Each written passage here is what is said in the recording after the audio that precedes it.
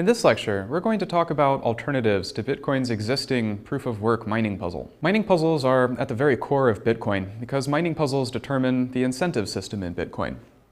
Bitcoin miners get rewards for the puzzles that they solve. We expect that miners will spend considerable effort trying to find any shortcuts available to them to solve these puzzles faster or more efficiently. If there's a faster way to solve puzzles, we think they'll take it. Also, if there's extra stuff to do that might help the network but doesn't directly help them solve puzzles any faster, we expect that they might eventually not bother to do so at all. Therefore, the nature of the puzzle plays a very important role in steering and guiding participation in the network.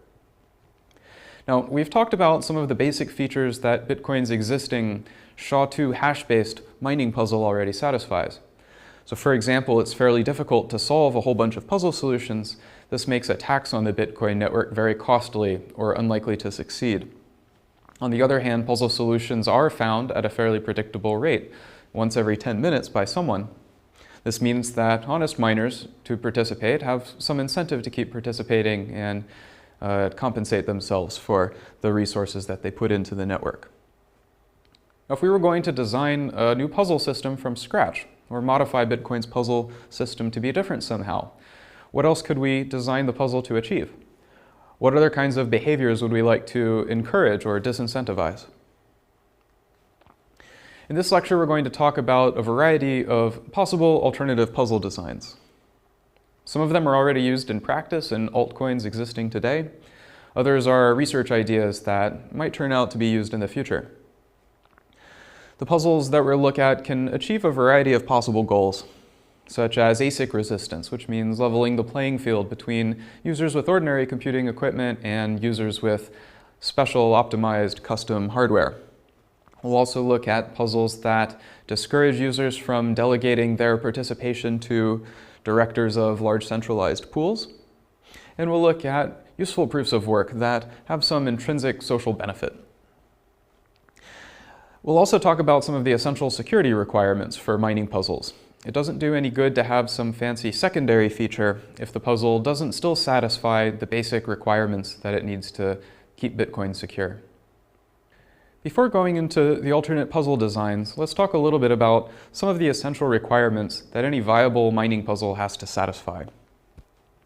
Now, there are many possible requirements. We've talked about some of them before. Mining puzzles need to be cheap to verify the solutions because every node on the network validates all of the puzzle solutions, even ones that aren't involved in mining directly. Puzzles also have to have adjustable difficulty so that the difficulty of the puzzle can be adjusted over time as new users join the network with increasing amounts of hash power contributed.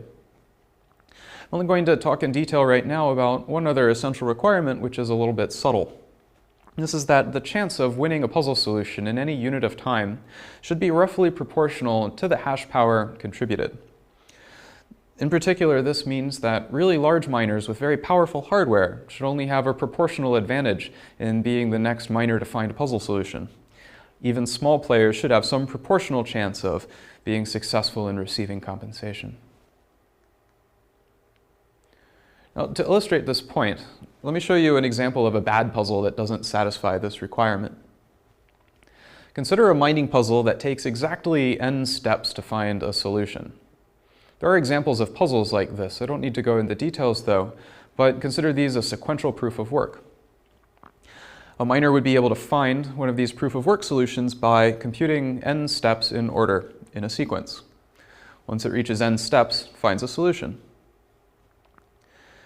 Now, the problem is that if it takes exactly n steps in a sequence to find a puzzle solution, then the fastest miner in the network will always be the one who wins the next reward. Right? So consider a scenario with two equally powerful miners and a third miner that's slightly faster at making computational steps than the other two. For every step that the small miners take, the large miner takes 2 steps here. This means that the large miner finds its puzzle solution at the end of n steps while the smaller miners are still computing theirs. In this case, the fastest miner would be the only one who would receive any compensation at all.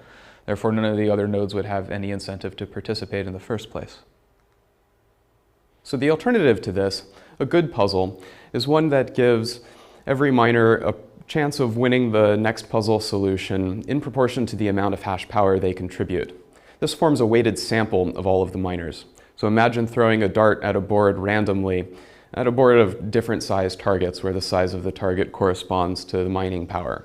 The more hash power you contribute, the better your chance of being the node that finds the next puzzle solution. A puzzle that has this property is sometimes called progress-free.